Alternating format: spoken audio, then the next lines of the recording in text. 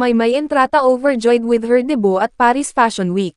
Maymay, di ako nagpatalo sa kaba, saka nandun ang Panginoon ko. Kapamilya star Maymay Entrata on her Paris Fashion Week debut, very thankful talaga ako na binigyan nila ako ng opportunity kasi kahit paano, minsan sa buhay mo, nangyari yon. Sana maulit siya. Rumampa sa kauna-unahang pagkakataon sa nakaraang Paris Fashion Week si Maymay Entrata. Muse si Maymay sa dalawang fashion events, isa para sa Filipino designer na si Leo Almodal at sa Vietnamese designer na si Phan Huy. Nakapanayam ng Pep.ph Philippine Entertainment Portal si Maymay sa 16th Star Awards for Music, na ginanap sa RCBC Plaza sa Makati City noong October 27, 2024. Dito nagkwento ang kapamilya actress tungkol sa kanyang debut sa Paris Fashion Week. Feeling nahihilo kasi nagkasakit ako, natatawang bungad ni Maymay. Sabay sabi niya, pero feeling ko prinsesa ako. Nakaramdam ba siya ng kaba? Sagot ni Maymay, may kaba talaga. Kahit saan naman ako isasalang, maliit man o malaki ang gagawin ko, lagi akong kinakabahan. Ang importante doon, di ako nagpatalo sa kaba, saka nandun ang Panginoon ko, siya ang naggabay talaga sa akin sa lahat, malaki man o maliit ang ginagawa ko. Patuloy niya, masaya siya na napabilang siya sa fashion show sa Paris.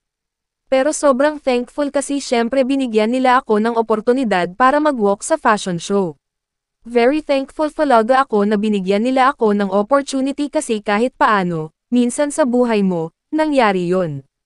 Sana maulit siya. Proud din si Maymay sa ibang Filipino stars gaya ni na Heart Evangelista at Pia Wurtzbach na nakaalagwa na talaga sa mundo ng fashion sa international scene. Syempre nakaka-proud bilang isang Pinoy, lalo na tayo, yung support system nating mga Filipino, 100% talaga yung support natin. Yung mga Pinoy na pumapasok talaga sa mga international na mga ganap, laban natin yan.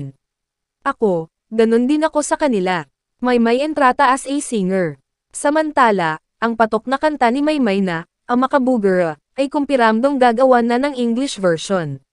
Reaksyon ng dalaga, syempre masayang masaya kasi di lang target yung audience dito sa Philippines kundi maging sa ibang bansa. Kaya sobra ang pasasalamat ko sa mga producers ko dito sa Philippines, Star Music, Star Pop Family, ABS-CBN Music, yung producer ko na si Mr. Carlo Katigbak. Siya rin ang magiging producer ko sa upcoming album ko at sa ABS-CBN Music. Labis din ang pasasalamat ni Maymay sa pagkapanalo ng kanta niyang, Otto Dedma, bilang Novelty Song of the Year sa 16th Star Awards for Music. Sobrang masayang masaya, sobrang blessed talaga kasi nga sa binigay na recognition na ito ng PMPC. Di ko naman akalain na magkaka-award kami, wala kasi akong bagong kanta this year. Tapos itong Otto Dedma, 2 years pa lang ito na-release tapos nabigyan siya ng award. Sobrang thank you PMPC kasi parang yung pakiramdam na patuloy silang nagsusuporta sa musika ko. Doon ko talaga sila na-appreciate, maraming salamat po sa recognition.